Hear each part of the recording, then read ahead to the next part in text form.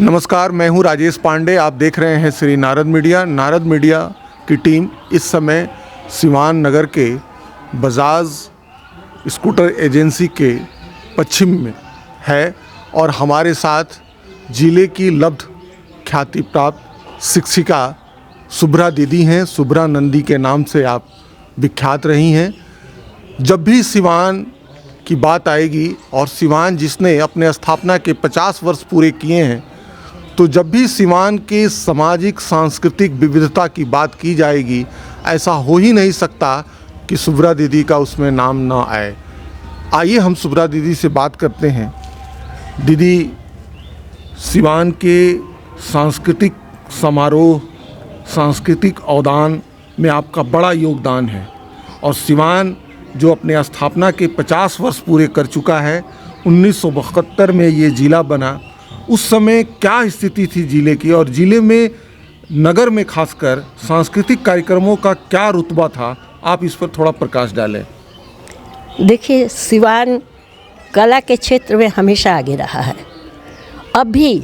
अभी भी कला के क्षेत्र में है सिवान, लेकिन वो मेरी नज़र में स्वस्थ कला नहीं है।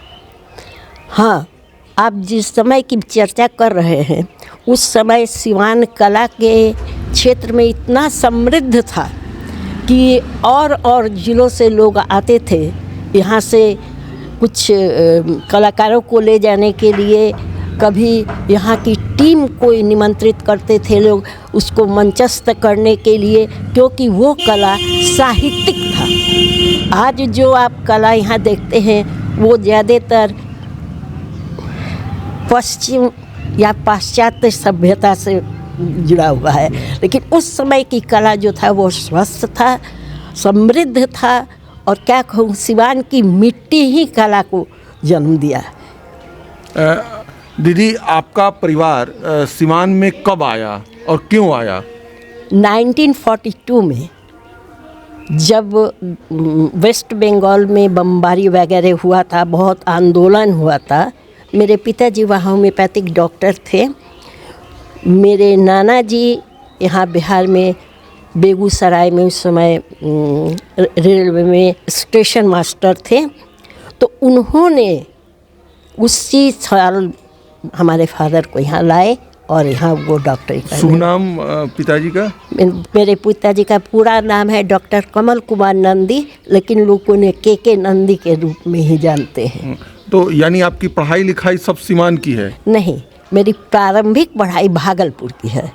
भागलपुर मेरा ममहर है, वहीं मेरा प्रारंभिक शिक्षा है। और मैं 9th में थी, उस समय मैं सिवान आ गई, क्योंकि मेरी एक और सिस्टर थी, उसका डेथ हो गया, तो मेरे फादर मुझको यहाँ ले आए। उसके बाद 9th के बाद से यहीं से मैं मैट्रिक की, IA की, BA की, BEd की, और फिर मुजफ्फरपुर और पटना, मुजफ्फर और कुशीनगर 2 जगह से MA की 2 बार, और BEd की, और BEd की मैं तुर्की से, और MA फिर की कॉरेस्पॉन्डेंस कोर्स से। और आप यहीं पे शिक्षिका हो गए? और फिर मैं 1962 में रंजवंशी देवी में जब शिक्षिकाओं का वैकेंसी निकला, हाँ 62 में, 61 में BA की, तो मैं अप्लाई की, उसमें मैं इंटरव्यू दी। तुरंत BA का रिजल्ट हुआ था, तो उसमें मेरी शिक्षिका में मेरी ही चयन, एकमात्र मेरी ही चयन हुआ था। और उस समय वो राज्य संपोषित स्कूल था, गवर्नमेंट नहीं था, राज्य संपोषित था। और उसके अध्यक्ष थे फुलेश्वरी बाबू, का नाम आप लोग जानते हैं। उनके बड़े सुपुत्र रामेश्वरी प्रसाद अध्यक्ष थे, और एक डिप्टी डायरेक्ट्रेस थी ईला जोशी, या ईला माने वो क्रिश्चियन थी। और चिन्मयी दासगुप्ता नाम की एक डायरेक्टर पटना से आई थी। उन लोग इंटरव्यू लिए थे, मैं यहाँ सेलेक्ट हुई और राजवंशी में एज असिस्टेंट टीचर मैं ज्वाइन की। तो आप सेवानिवृत्त कहाँ से हुई सिवान में? क्या मैंने आप रिटायर हुई? मैरवा राजेंद्र इंटर कॉलेज से। गोल्ड कॉलेज से आप सेवानिवृत्त हो गई शिक्षिका से। जी। अच्छा दीदी ये बताइए, आप यहाँ सांस्कृतिक गतिविधियों में कैसे आई? मतलब सिवान में आप सांस्कृतिक गतिविधियों या जो कुछ भी आपने संगीत या जो कोरियोग्राफी वगैरह जो है आपने कहाँ से सीखा और कैसे सीखा और क्यों सीखा? भागलपुर में मैं जब थी तो वहाँ एक नृत्यशाला नाम की नृत्य का प्रशिक्षण और नाटक का प्रशिक्षण देने के लिए संस्था थी। मेरी मौसी उसमें मेंबर थी, मैं वहीं योगदान दी। वहीं से मैं रविंद्र संगीत, कथकली, मणिपुरी, कुचिपुड़ी ये सब डांस की शिक्षा ली और नाटक की शिक्षा ली। मैं स्वयं भी बहुत सारी नाटकें की हूँ हिंदी बांग्ला में। इसके बाद मैं जब यहाँ चली गई तो हर समर वेकेशन में मेरा जो असल घर है नेटिव प्लेस बर्दवान, वहाँ जाती थी। बर्दवान से बोलपुर बहुत नज़दीक है। बोलपुर में मेरी एक दीदी, चचेरी दीदी, वो शिक्षिका थी। क्योंकि मुझे नृत्य से और नाटक से बहुत लगाव था तो मैं उनके साथ साथ जाती थी हर ग्रीष्मावकाश में और वहीं कुछ थोड़ा बहुत जो भी हुआ मैंने प्रशिक्षित हुई। आपको याद है सिवान में आपने पहला कब कोई मंच शेयर किया हो या आप यहाँ बिल्कुल याद है, बिल्कुल याद है। मैं सबसे पहले सिवान में हरिसभा नाम का बिहारी यहाँ एक दुर्गा बंगालियों का नहीं, सिवान वासियों का। बंगालियों का क्यों, सिवान वासियों का एक जगह है जहाँ दुर्गा पूजा होती है। वहीं पर मैं सबसे पहले 1961 में रविंद्रनाथ की पुजारिनी टैबलो प्रस्तुत की थी। उससे प्रभावित होकर फुलेश्वरी बाबू एक फंक्शन करवाए थे और उसमें मैं नृत्य भी की थी और नाटक भी की थी। इससे प्रभावित होकर उस समय एक थर्ड ऑफिसर हुआ करते थे शशि बाबू एक सिनेमा हॉल भाड़ा किए थे। अब ये हमको याद नहीं है, कृष्णा या दरबार। और वहीं पर डीएल रॉय की लिखित शाहजहां नाटक है ऐतिहासिक। कृष्णा आपकी जो वो लेख है वो सिवान की कालजयी पुस्तक सोनालिका में सुरक्षित है और उसमें आपने ये लिखा है कला और रंगमंच से, उसमें आपने इसका जिक्र किया है। जी है जी। तो शाहजहां का नाम उन लोगों ने जहानारा रख दिया। जी है ना। और मेरी क्लास फेलोज भी उसमें थी, लेकिन जहानारा का रोल मैं वहाँ की। और उसके बाद से कितने नाटक की और कितना डांस प्रस्तुति की। मेरी कुचिपुड़ी डांस से प्रभावित होकर पटना से आए हुए थे सज्जन, वो मुझको वहाँ इनवाइट किए, लेकिन मेरी मदर नहीं जाने दी। कुचिपुड़ी, मणिपुरी, टैबलो, रविंद्रनाथ के संगीतों पर डांस, ये सब छोड़ के मैंने बांग्ला में, हिंदी में, बांग्ला में दुर्गा पूजा में और हिंदी में न जाने कितने नाटक में प्रस्तुति की हूँ। और उसके बाद जब मैं शिक्षिका बन गई तो ये गतिविधियों पर फुल स्टॉप पड़ गया और मैं लड़कियों से करवाती थी। मैंने कालिदास का ऋतु संहार करवाया है, मैं कालिदास का अभिज्ञान शाकुंतलम करवाई हूँ, बेनीपुरी जी का नेत्रदान करवाई हूँ और बहुत सारी यादें नहीं आ रही है। मैं आपको मैं बता दूं, जो सिवान की कालजयी पुस्तक सोनालिका है उसमें आपका 2 लेख है, निबंध है और एक कला और रंगमंच पे और एक सिवान की महिलाओं के ऊपर है जिसमें तारा देवी, प्रभावती देवी, शैलजा श्रीवास्तव, मानकी देवी, राधत, ऐसे महिलाओं का आपने उसमें जिक्र किया है। दीदी जब ये सिवान जिला बन रहा था 1972 में और जो रविवार का वो दिन था 3 दिसंबर डॉक्टर राजेंद्र प्रसाद जी के जन्म दिवस के अवसर पर, उस दिन की कुछ स्मृतियां हो तो बताएं। वो दिन तो कभी भुलाया नहीं भूल रहा है। मैं उस समय राजवंशी में शिक्षिका थी। मुस्तरी अजीज उस समय यहाँ हेडमिस्ट्रेस थी राजवंशी में। हम लोग को प्रथम इनवाइट किया गया राजेंद्र बाबू की जन्मभूमि जीरादेई में। वहाँ एक फंक्शन हुआ, वहाँ मैंने लड़कियों से प्रथम बार और अंतिम बार सिनेमा संगीत पर ये प्रस्तुत कराई थी एक कार्यक्रम। क्योंकि मुझे सिनेमाई संगीत पर ये जो आजकल के डांसेस होते हैं वो मुझे बिल्कुल पसंद नहीं। मैंने बिल्कुल विरुद्ध हूँ उसके। मुझे सांस्कृतिक नृत्य जैसे कथक, कथकली, मणिपुरी, कुचिपुड़ी ये सब अच्छा लगता है। और रविंद्र संगीत पर या रविन्द्रनाथ की कविताओं पर तो ये पहला कार्यक्रम जीरादेई में हुआ? जी, पहले जीरादेई में हम लोग गए। हाँ। और उसमें केशव शुक्ला संगीत शिक्षक थे, केशव शुक्ला, वो मुझे बहुत हेल्प किए और मैं उसको कोरियोग्राफी की। और वहाँ पर मैंने ऋतु संभार किया।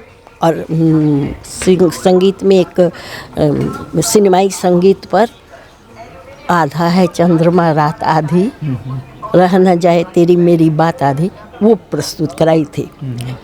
और उसके बाद फिर हम लोग यहाँ आए गांधी मैदान वहाँ बहुत हम लोग को हेवी नाश्ता वगैरह करवाया गया। बच्चियाँ फ्रेश हुई, बच्चियों का फिर मैं मेकअप भी, इसलिए कि मैं इसकी भी ट्रेनिंग है। हाँ, आप मेकअप भी करती हैं? जी हाँ, मैं ऐसे जहाँ शादियाँ होती है दुल्हन को भी मेकअप कर देती हूँ, मैंने एज ए फ्रेंडली। हाँ, तो उसके बाद वहाँ उन लोगों का मेकअप किया गया और यहाँ पर हम लोगों ने ये प्रस्तुति दी। तो उसके बाद से फिर सिवान में ये सिलसिला चलता रहा। स्कूल। आज सिवान में एक संस्था है संस्कार भारती, थोड़ी बहुत जो आप कहिए जो सांस्कृतिक गतिविधि जो यहाँ की है सिवान की, वो उसी के द्वारा संपादित होती है। कृष्ण बाल मेला से लेके कई तरह के वो कार्यक्रम हमेशा कराते रहते हैं। शायद वही आप सिवान के हिस्से में है। तो इस तरह की कोई स्मृतियाँ हो तो आपको मैं बता दूं कि संस्कार भारती में भी मैं योगदान दे चुकी हूँ। संस्कार भारती के जो संस्थापक या जो भी श्री विजय जी यहाँ उपस्थित हैं, जादूगर विजय जी। मैं जादूगर क्यों कहूँ, विजय मेरा छोटा भाई जैसा है। तो वहाँ भी मैंने कृष्ण बाल लीला में 2 बार बच्चों को सजाया। बच्चों को नहीं, सिर्फ मेरी भतीजी को और भतीजे को और दोनों बार फर्स्ट सेकंड वही दोनों हुए हैं।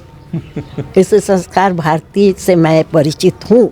और विजय जी भी मुझसे सहयोग में रहे हैं। जब हम लोग कहाँ गए थे भाई, कई एक कार्यक्रम में ये मेरे साथ दिए हैं। हम लोग रोड मार्च किए थे पटना में या छपरा में, याद नहीं है ना, कला निकेतन से। तो इसमें भी ये आगे थे और मेरा उसमें छपरा रंगमंच पर भी मेरे द्वारा प्रस्तुति दी गई थी, जिसमें फर्स्ट आया था सिवान जिला। क्यों दीदी, ये जो चीज़ है, मतलब आप धीरे धीरे अब यहाँ से कटने लगी, चाहे इस तरह की चीज़ें, ये कब से शुरुआत होती है इस तरह की गतिविधियों जो धीरे धीरे अब विराम पड़ने लगता है? मैं बताऊँ, किसी को बुरा भी लग सकता है। नहीं, बुरा नहीं लगेगा। जब से ये फिल्माई हो गया तब से मैं इससे कटने लगी। जब से नृत्य सिनेमाई संगीत पर होने लगा, सिनेमा के संगीतों की प्रस्तुतिकरण होने लगा, या नृत्य में भी क्या बताऊं, हाँ, ये सब आने लगा, मैं इससे दूर होने लगी। और वैसे एक कारण तो मेरी उम्र भी है, अवस्था भी अब वो नहीं रहा। लेकिन हाँ, मैं डायरेक्शन दे सकती हूँ, लेकिन वो गीतों पर नहीं। मुझे केवल शास्त्रीय चीज़ों से, संगीत हो, नृत्य हो या नाटक हो, ऐतिहासिक, ये सबसे प्रेम है। ये रंगमंचीय, इससे मुझे प्रेम नहीं है। अगर दीदी इस बारे में कोई पहल करता है, कोई आगे आता है, तो आप उसे आज के दिन में अपना थोड़ा समय और आशीर्वाद दे सकती हैं? भाई, इस उम्र में जितना हो सकेगा मैं सहर्ष उसका सहयोग करूंगी। मतलब मेरी उम्र तो हो गई है ना, ज़्यादा तो नहीं कर सकूंगी, लेकिन मेरा स्नेह उसके साथ रहेगा, मेरा सहयोग उसके साथ रहेगा। और मैं स्वयं वहाँ उपस्थित होकर जितना हो सकेगा डायरेक्शन ज़रूर दूंगी। यहाँ के लोग नहीं जानते हैं, मैं हर क्षेत्र में डायरेक्शन दे चुकी हूँ।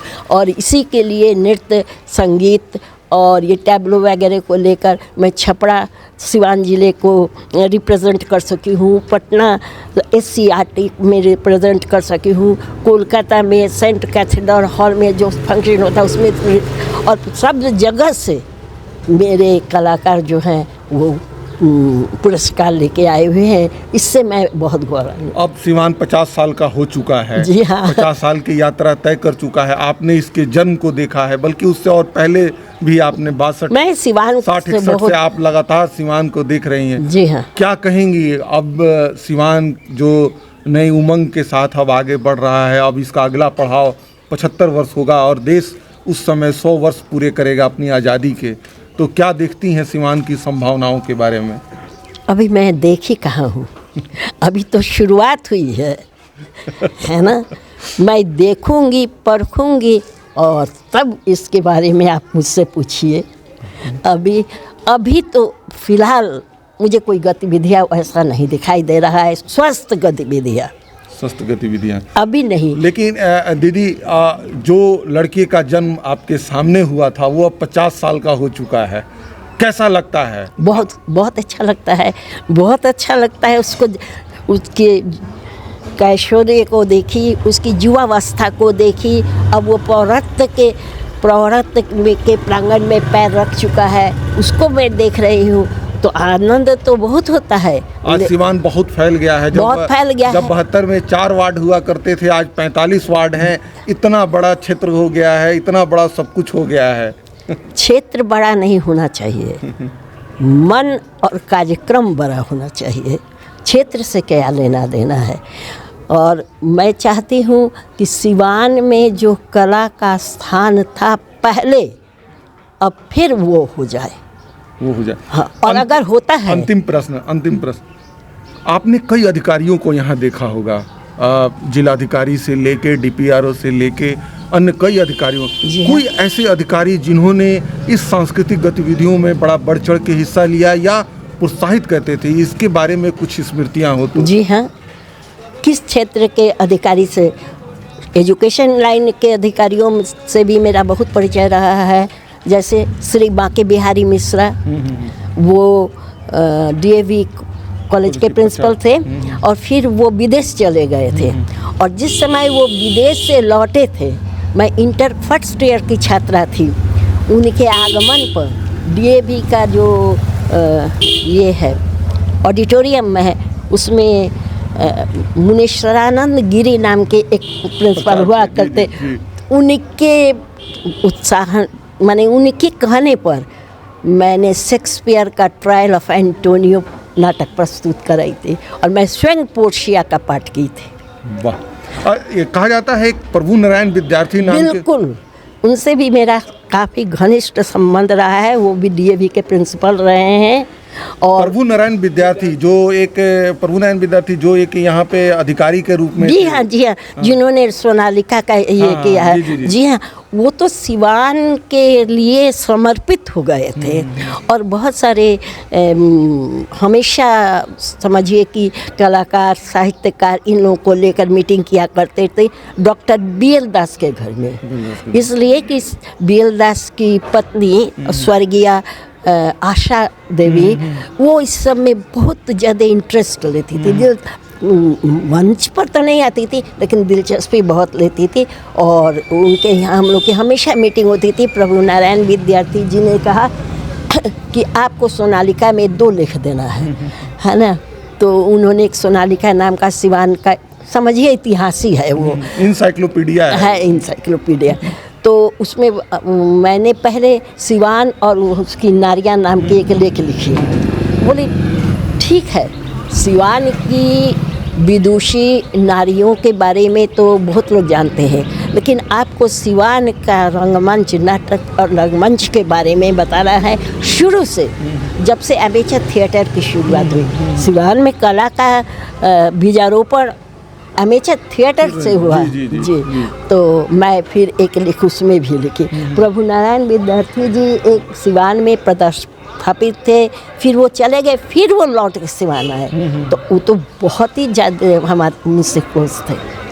अच्छा, एक शशि नारायण नाम का, उस समय ये जिला नहीं था, सब डिवीज़न था, तो 3rd ऑफिसर थे। वो भी इस सब के बारे में बहुत इंटरेस्टेड हुआ करते थे। और एक डीएवी के इंग्लिश के शिक्षक थे, उनका पूरा नाम चंद्रभूषण त्रिवेदी था, लेकिन लोग उनको प्यार से पुत्तू बाबू कहते थे। पुत्तू बाबू भी मुझको बहुत उत्साहित किए हैं नाटक करने में। वो स्वयं इसमें बहुत दिलचस्पी लेते थे। हमारे संस्कृति और सभ्यता में ये कहा जाता है कि जब आपके पास ज़्यादा धन संपत्ति हो तो आप लक्ष्मी के रूप होते हैं, जब आप ज़्यादा शक्तिशाली होते हैं तो आप दुर्गा के रूप होते हैं, और जब आप बढ़िया पढ़ने लिखने में आगे होते हैं तो आप सरस्वती के रूप होते हैं। यानी आप पुरुषों का कुछ नहीं होता, ये माँ स्वरूप ही सरस्वती, लक्ष्मी और माँ दुर्गा की रूप होती हैं। आप प्रकृति हैं, आप शाश्वत हैं, नश्वर हैं, आपसे पूरी सृष्टि है। और यही कारण है कि आज जो सिवान अपने स्थापना के 50 वर्ष पूरे कर चुका है, उसके आपने जन्म को देखा है, बल्कि उससे पहले को देखा है। और आप एक शिक्षिका रही हैं, शिक्षिका कर जी, उसके बाद आप प्राचार्य होके सेवानिवृत्त हुई हैं। आज नॉट आउट 80 हैं, और हम लोग ये चाहेंगे कि आप शतायु हों और लगातार आप सिवान में बनी रहें और हम लोगों को मार्गदर्शित करते रहें। ये नारद मीडिया का सौभाग्य है कि आप जैसे देवी का हम लोग आज दर्शन कर रहे हैं और साक्षात्कार कर रहे हैं। और ये सिवान का भी सौभाग्य है जो आज 50 साल का हो गया, लेकिन आज अपने पूर्वजों को याद कर रहा है, देख रहा है आपके रूप में। नारद मीडिया को आपने समय दिया, आपने बात किया, इसलिए आपको मैं धन्यवाद तो नहीं कह सकता, मैं आपको बारंबार प्रणाम करता हूँ। ये हैं, आप सिवान के हैं तो मैं आपकी हूँ, और जब भी मेरी कोई सेवा की ज़रूरत पड़े आप हमें याद करें। मैं जितना हो सकेगा यथासंभव आप लोगों की सहायता करूँगी, आप लोगों के साथ खड़ी रहूँगी।